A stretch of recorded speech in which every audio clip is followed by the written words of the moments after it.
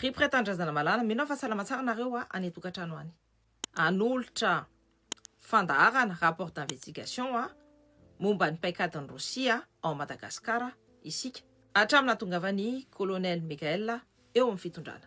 Lohan-kevitra midadasika io ary feno atsipirian'ny BDP ary complexe tsarotrarotra mihitsy dia mila azavana tsikelikely.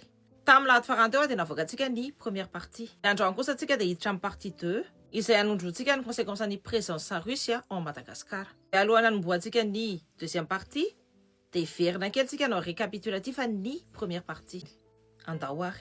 Tamin'ny partie 1 dia hitantsika ilay olona miasa ao ambany an'ity rapprochement ty, tsy izany fa i Siteny.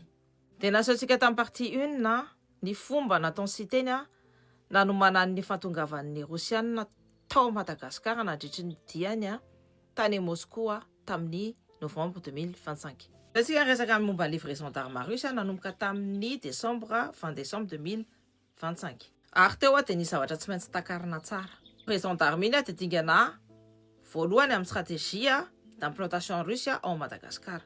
Dia tsy ao Madagasikara ihany zany fa méthode russe io hita amin'ny firenena afrikana. Dia araka ny hitanareo tamin'ny partie voalohany iny dia présentena foana io livraison d'armes io ho fanampiana. Nefa ao ambadikan'io fanampiana io dia misy logique d'influence. Dia avy eo tsika andresaka momba ny fisian'ny instructeur ny Africa Corps ao Madagasikara. Dia eto indray tsika miditra amin'ny dingana faharoa momba ny paikady Rosy. Dia ndao anaovantsika parallèle momba ny cas Niger indray. Zava-dehibe io fampitahana io. Zava-dehibe zany io parallèle io. Satria mampiseho fa tsy tranga mitokana i Madagasikara. Ce n'est pas un cas isolé. Fomba Rosiana efa hita tamin'ny firenena afrikana maro io. Ny farany tamin'ny ampahany voalohany iny dia resantsika momba ny élément ny Africa Corps ao amin'ny garde rapproché ny PRRM sy Siteny. Dia tonga amin'ny dingana fahatelontsika. Tsy coopération militaire intsony zany tsy formation fotsiny koa fa fiarovana ny vatana an'ireo personnalité politique clé ao amin'ny fitondrana. Ary logique io dia mitovy amin'ny tranga misy ao Centrafrique. Disoko mihitsy le hoe tsy maintsy miara-miasa amin'ny firenena tandrefana foana atsika zay vao androso fa ny ahy dia apetrako le hoe ny fiarahana miasa sud-sud tatsimo no ampandroso ny firenena afrikanina rehetra. Ty fiara-miasantsika amin'ny Rosia ity mirona kokoa ny amin'ny Rosia sika ahoana la Frantsa amin'izao. Iny zavatra fa niteneniko fotsiny tsika miainao anatin'ny ataontsika hoe fanatotoloana monde multipolaire hoy izy ny amin'ny teny frantsay efa niteneniko tany amin'ny kapisaty ny andro voalohany nandraisako fitenenana ny atrehako mpanao gazety teo rehefa nanontany an'izay izy ny hoe misokatra amin'ny rehetrarehetra zahay rehefa azahoanay tombontsoa. Betsaka ny olona miresaka milisy inny fanakorontanatsain'olona zany amiko manana fiaraha-miasa amin'ny tafika malagasy ny tafika rosiana dia mpiambinanao aza dia rosiana ndre matofilo tsy manana mpiambina rosiana mpanofana rosiana no misy eto Madagasikara, manofana ny garde présidentielle, manofana ny miaramila ny amin'ny camp mba hitombo kokoa ny fahaiza-manao. Ary zavatra tsy mahagaga ane zany satria ny fitaovana ampiasantsika hatramin'izay ny fitaovana rosiana daholo. Kalaknikov, PA Makarov, inona sy ny namany rosiana daholo zany. Ny ataontsika hoe ny basy frantsay farany nampiasantsika mas 36 na PM mat 49 angamba ny ataontsika hoe farany tena mbola ataontsika hoe mbola anona kokoa tamin'ny 1949 zany PM mat 49 fohifohy zay izy ny tanora kelina ihany amin'ny sekoly miaramila pirenena raha mijery nareo amin'ny 26 zay zao no hoetiny eo hoetiny le PM mat 49 zay ny basy frantsay farany ataontsika hoe farany kokoa no ampiasaitsika fa ny basy ampiasaitsika dia rosiana daholo na ny basy Kalaknikov zany na ny arme de poing ny Makarov na reny lance roquette reny RPG 7 ny anarany reny fabrication russe daholo reny fa ny rosiana ny olona ny président dia milaza fa tola raha miaramila fotsiny nataon're rosiana reto aty Madagasikara fa tena tsisy asa fampandrosoana mba ataony tahaka ny ataony ny tandrefana. Zay no maika aloha zay no maika dia zay no entina satria zahay teo ny potena de zavatra zay tsy afeniko mihitsy zay fa zay miaramila tao ny potena tamin'ireny fotoana ny dinan'ny tanora tamin'ny 25 septambra reny a efa misy caméramila efa misy caméramila ny miaramila eto tsisy afaka andany zany efa misy caméramila efa vitsy a ny munition ny anatin'ny camp mamenatra ny teneny zany tamin'izany fotoana raha kintanareo dia mitovy foana stratégie d'implantation russe manerana ny Afrika. Dingana voalohany mandefa fitaovam-piadiana, dingana faharoa mandefa instructeur, dingana fahatelo miaro an'ireo olona fototra ao amin'ny fitondrana. Ary izay indrindra no hitantsika ao Madagasikara ankehitriny. Fa nahoana ny Rosiana manao an'izany rehetra izany? Inona marina ny tombotsoany? Générosité ve? Solidarité ve? Sakajy stratégique sy diplomatique? Dia azontsika fitinina amin'ny teboka efatra zany. Teboka voalohany tia metraka fiaikian-doha ara-miaramila ny Rosia. Ahoana no mandefa fitaovam-piadiana, manofana miaramila ary miaro filoham-panjakana ny Rosy satria tsy fitaovam-piadiana fotsiny no omeny fa manery rafitra ray manontolo izy. Il impose son système complet. Écosystème militaire total. Fitaovam-piadiana, drone, blindé, instructeur, formation, fiarovana filoha na hoe fiarovana an'ireo olona fototra, les personnes clés ary maintenance ny équipement. Tsy karazana fiaraha-miasa ty na hoe tsy karazana coopération ty de tsy micréer relation fotsiny fa micréer dépendance, mamorona fiaikian-doha. Noho izay ny tafika malagasy dia mifamatra tsikelikely amin'ny fitaovana rosiana, amin'ny procédure russe, amin'ny fiasa russe zany, amin'ny pièces détachées rosiana, amin'ny formateur rosiana, amin'ny fanohanana ara-technique, soutien technique.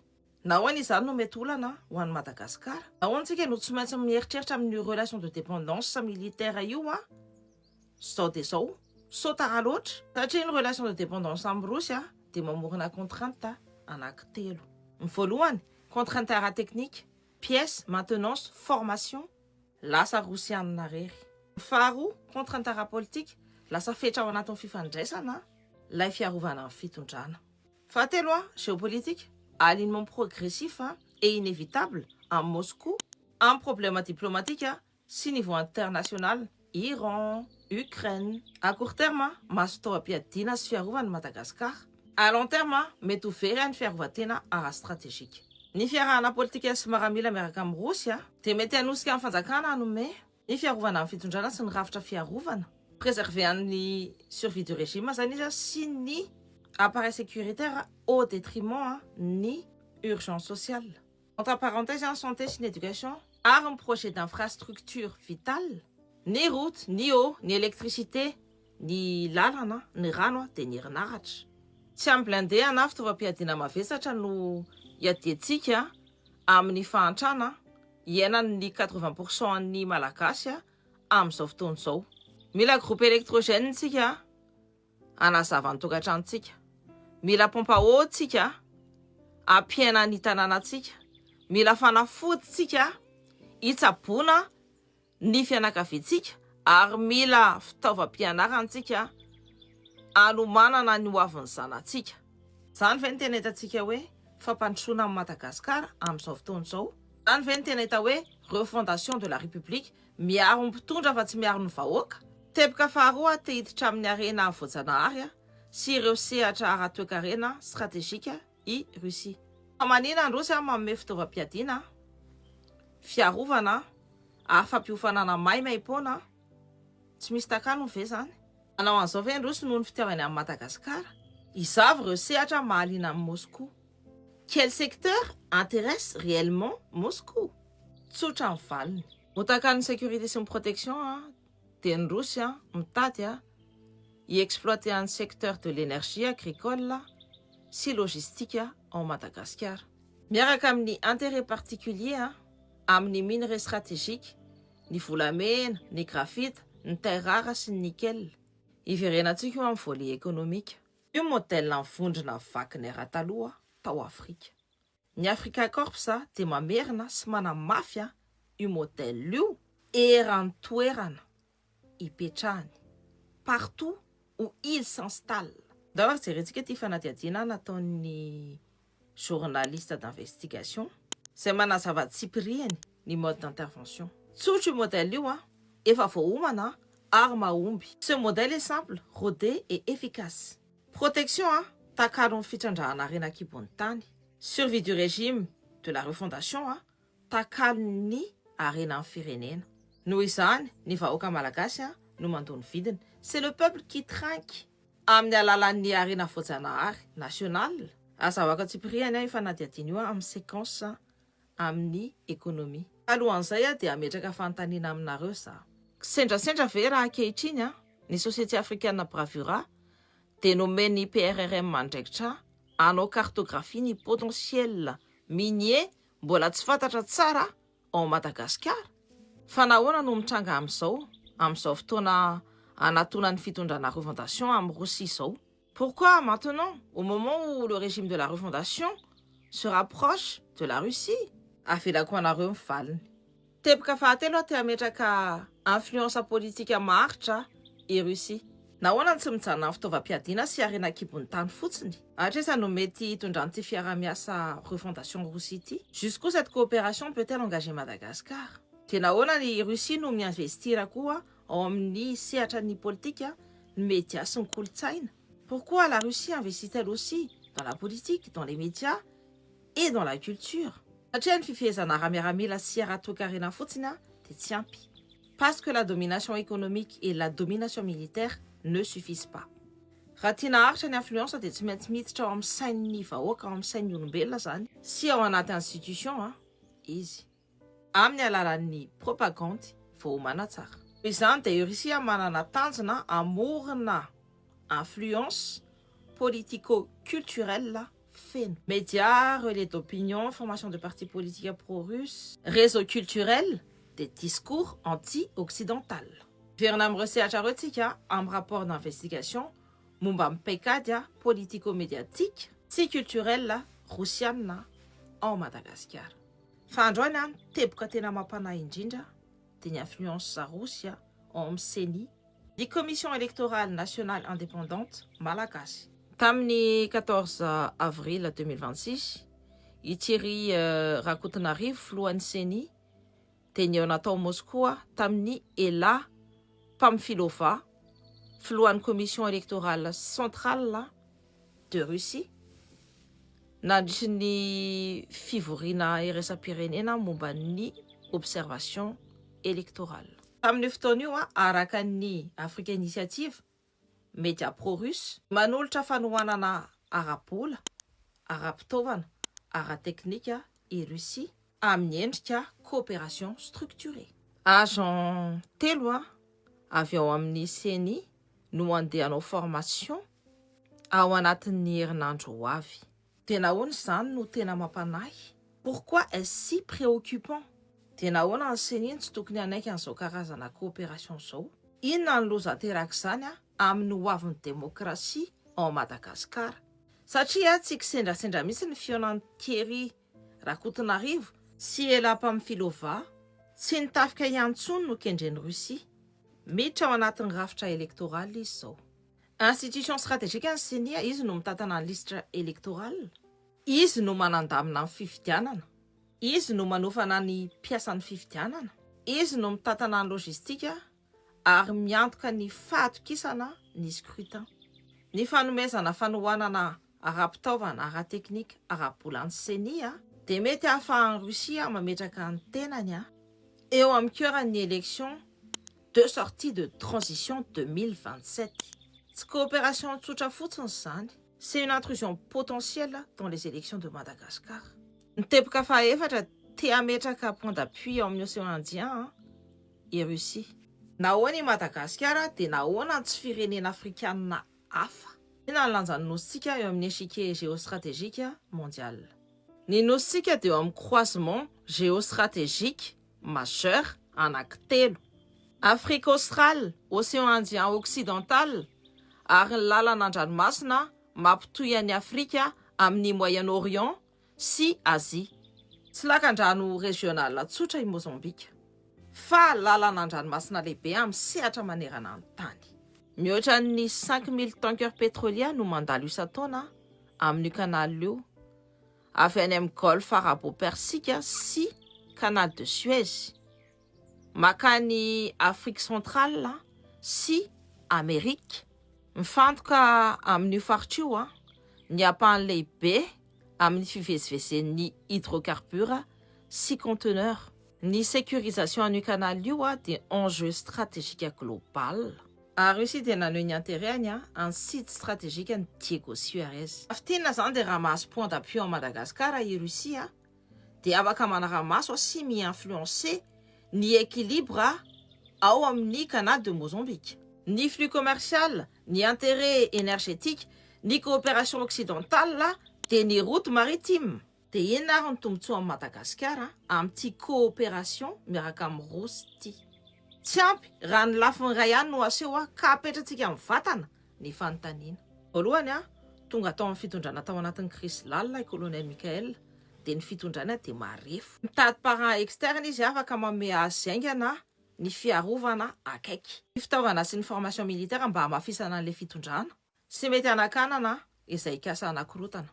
Faharoa ny armée malagasy dia manana olana matériel. Dia ny ampahany lehibe amin'ny fitaovana militaire malagasy dia avy any amin'ny Russie. Ova tamin'ny Didier Ratsiraka sy ny vanim-potoana sosialista. Noho izany dia miseho partenaire naturel i Russie hanavao an'ireo fitaovana ireo. Ireo fitaovana ireo izay efa antitra be loatra ary amin'ny vidiny politika ambanimbany kokoa en moindre coût politique. Ny fahatelo dia Madagascar mampiasa ny Russie au levier de négociation diplomatique. Amin'ny fanehoana an'ity rapprochement ity dia Antananarivo mandefa signal amin'ny Paris sy Washington hoe tsy automatique intsony ny alignement aminareo. Levier ity dia mety azona meilleure condition amin'ny Occident. Fa zao rehetra zao, à quel prix? Izay omeny Russie aingana dia alainy miverina miadana amin'ny arena, amin'ny autonomie stratégique, amin'ny souveraineté ary ny vahoaka malagasy no andohan'ny vidiny. Dia ankehitriny ho valiko ireo olona mikikika foana hoe aleo Rosiana toy izay la France. Ny tena olana dia tsy ny hoe misafidy Paris na Moscou. Ny tena olana dia mbola midy ao anatin'ny lokajy ny fiankinan-doha i Madagascar. Mbola miova tuteur i Madagascar. On est passé d'un tuteur à un autre sans jamais être souverain. Novana fotsiny zany le zoky dia mbola tsy mahay mandeha rery zantsika. Nanova fiankinan-doha fotsiny zantsika. Fa zany manova fiankinan-doha zany tsy midika hoe maleo tenitsika. Nandao any influence française tsika dia zao tsika miankin-doha amin'ny influence russe. Tsy souveraineté zany, tsy indépendance zany. C'est simplement remplacer un rapport de domination à un autre. Novana fotsiny le reny malala. Nafindra fotsiny le domination. Dia mbola vonina andany 65 ans ihany ve tsika. Ao anatina fifandraisana tsy mitovy lanja, ao anaty fiaraha-miasa amin'ny Rosia, amin'ny sehatra rehetra, ka lasa miankina amin'ny firenena tokana amin'ny fiarovantsika, ny arenatsika ary ny politikatsika. Tokony ajano io logique de relation privilégiée amin'ny firenena anankiray io. Efa amin'ny firenena iray no miankin-doha loatra amina puissance anankiray, dia tsy mahavita manapa-kevitra rery intsony izy. Manatanteraka fotsiny izy manaraka fotsiny izy dia mijaly amin'ny vokany izy. Il exécute, il suit et il subit. Raha te ahita fahaleovantena marina dia tsy tokony hiaraka na amin'ny Rosia na amin'ny France, fa tokony hifidy any Madagascar malalatsika. Tena fahaleovantena dia manao diplomatie multilatérale, miresaka amin'ny rehetra, miara-miasa amin'ny rehetra, fa tsy miankina amin'izaniza. Tsy maintsy miara-miasa amin'ny la France, en Russie, la Chine, na Inde, les États-Unis, l'Union européenne, ary ireo firenena ao amin'ny océan Indien i Madagascar. Satria zany tany souverain zany tsy miova topo. Parce qu'un pays réellement souverain ne change pas de maître. Il négocie selon ses intérêts. Noho izany tsy nisafidy hoe Paris na Moscou ny tena resaka. Ny tena resaka dia zao afaka misafidy amin'ny Madagascar ve i Madagascar amin'izao. Je ferme la parenthèse. Ankehitriny fantatra anareo zao ny ampahan'ny paikadin'ny Rosiana ao Madagascar. Dia mifantaniana dia tsy fantaniana ray ihany zany. Tsy le fantaniana hoe nahoana Africa Corps ao Madagascar. Fa fantaniana lalina dia hoe ahoana ny fomba hanomanan'ny Rosiana sy ny vahoaka malagasy mba hanaiky azy. Ahoana ny fomba ataony mba hijerentsika an'ireo instructeur russe ireo ho mpamonjy. Dia ahoana le fampiasaina an'ilay sentiment anti-occidental mba hametrahany ny fiankinan-doha Rosy vaovao ny dépendance russe zany. Dia ahoana ny anteherany amin'ny influenceur ny réseau culturel ary média toy ny Africa Initiative mba hampielezana ny récit-any. Comment s'appuie-t-elle sur certains influenceurs, sur certains réseaux culturels, sur certains médias comme Africa Initiative pour diffuser son récit. Ny valiny en partie 3. Ka omeko fotoana anareo amin'ny lato ho avy anaraka ny partie 3.